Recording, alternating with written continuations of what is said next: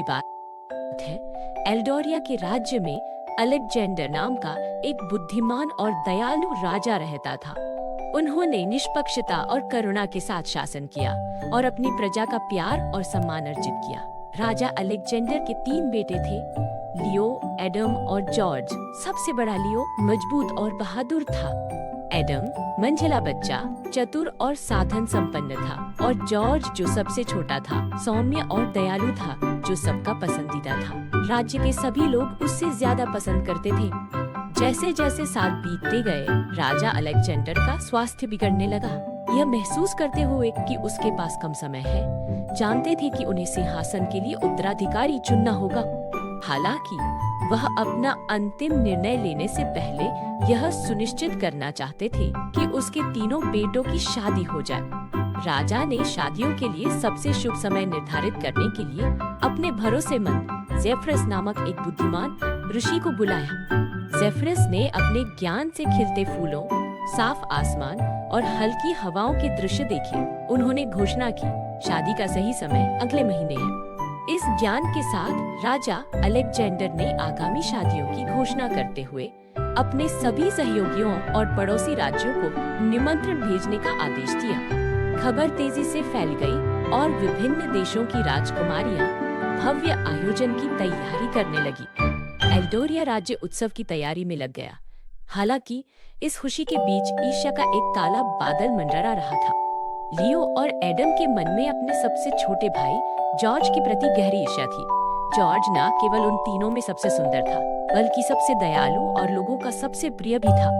उसमें प्राकृतिक करिश्मा और करुणा से भरा हृदय था, जिससे वह राज्य में सभी का प्रिय था।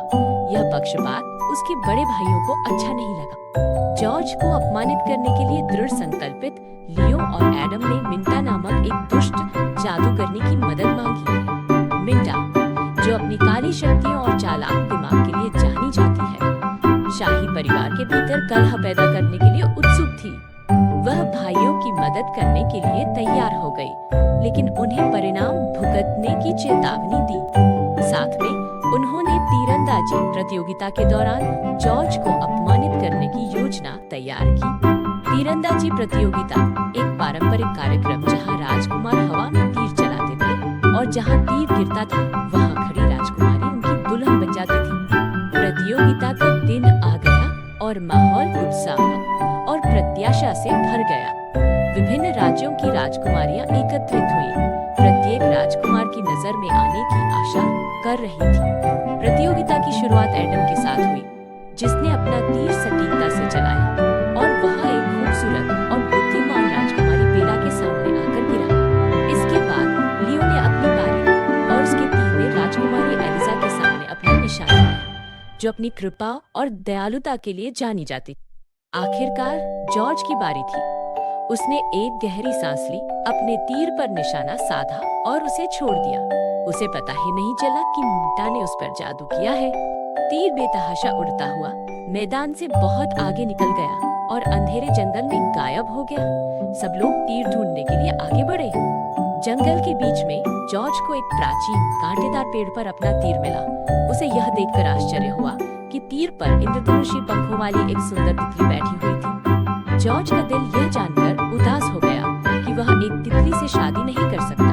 फिर भी उसने धीरे से उसे उठाया और महल की ओर वापस चला गया।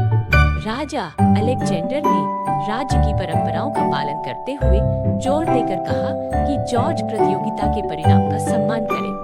हालांकि वह तितली से शादी नहीं कर सका, लेकिन जॉर्ज ने उसे अपने साथी के रूप में स्वीकार कर लिया। इस फैसले से राज्य के लोग और जॉर्ज के दोस्त ने जॉर्ज का मजाक उड़ाया, लेकिन वह दृढ़ रहा और तितली के साथ दयालुता और देखभाल के साथ व्यवहार करता रहा। दिन हफ्तों में बदल गए और जबकि लियो और एडम अपनी नई दुल्हनों के साथ अपने जीवन का आनंद ले रहे थे, जॉर्ज को लगातार उपहास का सामना करना पड़ा। उपहास के बावजूद वह जहां भी जाता तितली को अपने साथ रखता। लेकिन एक शाम राज्य में नवविवाहित जोड़े के सम्मान बहुत मजाक के बाद जॉर्ज ने इस बार तितली को अपने साथ न ले जाने का फैसला किया। जैसे ही वह मेहमानों के बीच गया, उसकी नजर कोने में अकेली खड़ी एक खूबसूरत लड़की पर पड़ी।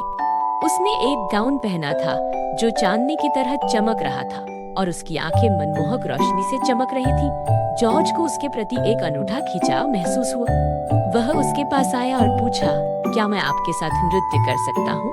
लड़की चुप रही, लेकिन उसने अपना हाथ आगे बढ़ा दिया। उन्होंने पूरी शाम सुंदर ढंग से नृत्य किया। जैसे ही उन्होंने नृत्य किया, जॉर्ज को अपनापन का एहसास हुआ। हालांकि लड़की उदास लग रही थी, उसकी आंखें अनकहे दुख से भरी थी। जैसे ही नृत्य समाप्त हुआ, जॉर्ज अपनी जिज्ञासा पर काबू नहीं रख सका। आप कौन हैं? उसने धीरे से पूछा, और इतनी उदास क्यों लग रही हो? आंखों में आंसू लेकर आखिरकार लड़की बोली, मैं राजकुमारी निया हूँ। उसने खुलासा किया। जॉर्ज ने आगे कहा, राजकुमारी निया, मैं आपसे शादी करना चाहता हूँ। क्या आप मुझसे शादी करेंगी? निया ने जवाब दिया, लेकिन राजकुमार, आपके पास पहले से ही आपका साथी है। जॉर्ज आश्चर्यचकित रह गया, लेकिन उसने राजकुमारी निया को अपने भाग्य के बारे में सब बताया। लेकिन जब से मैं तुमसे मिला हूँ, मैं किसी और चीज के बारे में नहीं सोच सकता। उसने कबूल किया। निया ने उससे कहा कि पहले उसे अपने अतीत को जाने देना होगा। वह तितली तुम्हें जहाँ मिली थी, वहाँ उसे वापस छोड़कर आ। निया ने कहा। दृढ़ निश्चय करके जॉर्ज घर लौट आया और तितली को जंगल में आजाद करने का फैसला किया। वह तितली को रखने जंगल में गया। जैसे ही उसने उसे नीचे रखा, एक तेज रोशनी ने उसे घेर लिया।